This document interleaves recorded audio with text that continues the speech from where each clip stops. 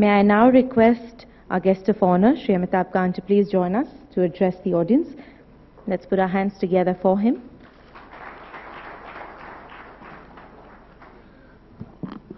Mr. Rudy, a very distinguished Minister for Skills and Entrepreneurship, distinguished guests, ladies and gentlemen.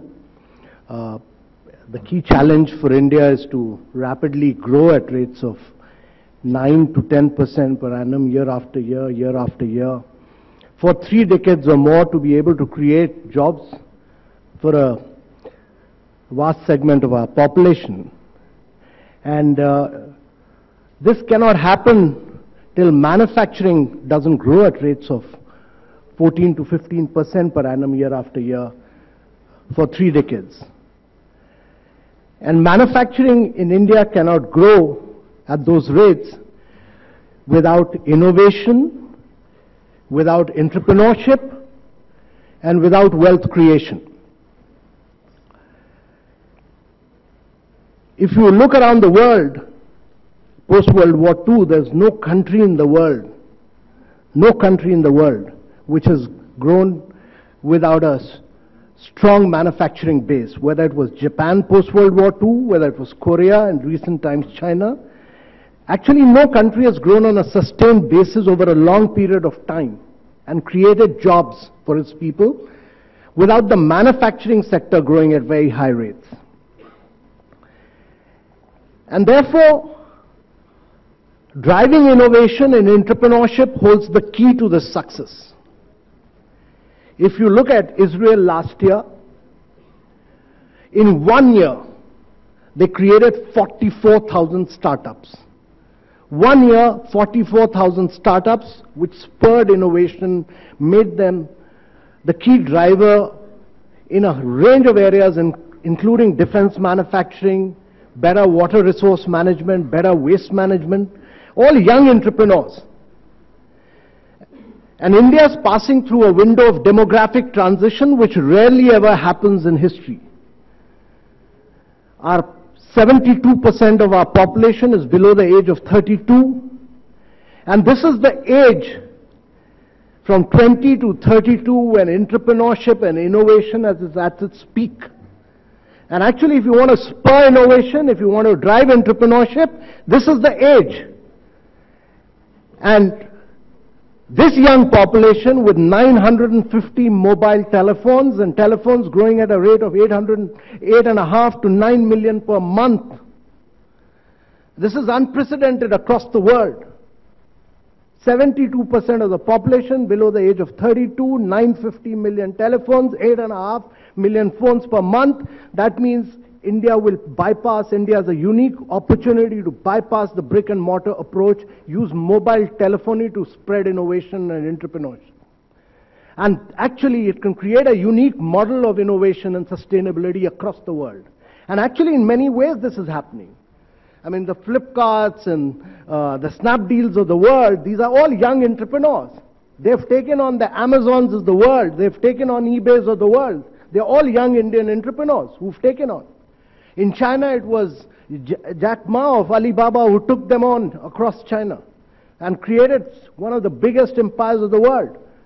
And therefore, young entrepreneurship, all this, I mean, last month, 2 months back, the SoftBank chairman was here. It's an amazing story of the SoftBank chairman. He was here to meet the Prime Minister. He came in at here's a man who at the peak of the dot-com boom created $100 billion. Created $100 billion. He lost, when the market declined, he lost $90 billion, and he's again today the richest man in Japan. So entrepreneurship is all about this. It's about creating wealth.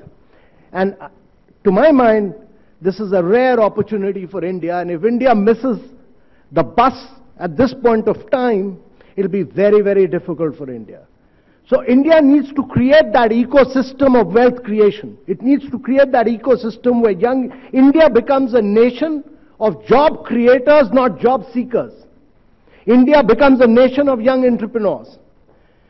And India needs to spur innovation in that direction. And that requires an ecosystem of venture funds. It requires starting from 20 venture funds, it needs to go into thousands of venture funds who will do their due diligence, spot young entrepreneurs, and will support them, finance them, and therefore they need that right tax environment system. And I think much of that should get addressed. Much of that should get addressed in India, because that should really spur innovation, and I think, to my mind, that should be the key driver of growth in India. There's no reason why venture funds should be based in Singapore, no reason why you and I, when we put money into a venture fund, we should get taxed and the venture fund should get taxed. No reason at all.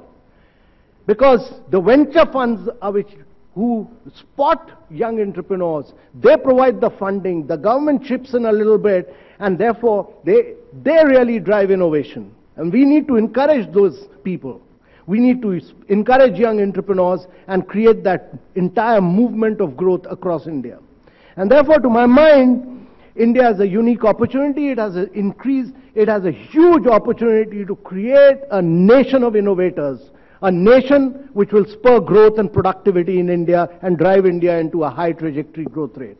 And I think that is what this government has envisaged through Skill India, through Make in India campaign. And I think the key about Make in India is about making India a very easy place to do business.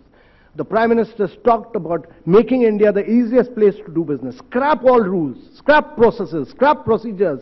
Make India, get rid of the 60 years of legacy of controls, and just make India an easy place where young entrepreneurs can create wealth. Once you do this, use technology to leapfrog, use technology to converge different departments. And once you've made India an easiest place to do business, young Indians will create the wealth. The most dynamic place in the world is India. Our young Indians are the most dynamic people in the world. Once you scrap this, we'll remove all constraints and you'll see India blossom into a great country in this world.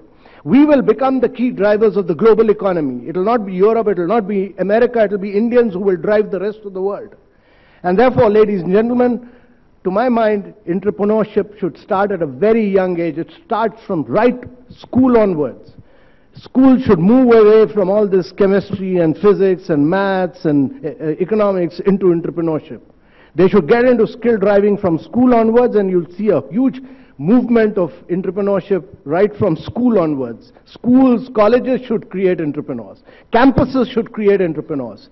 And therefore, I think there's a huge opportunity staring at us in India, and this revolution, and I'm glad Economic Times has created this great conference to drive young entrepreneurs and award all the winners. I congratulate all of you who have won awards and will receive them from a very distinguished hand like Mr.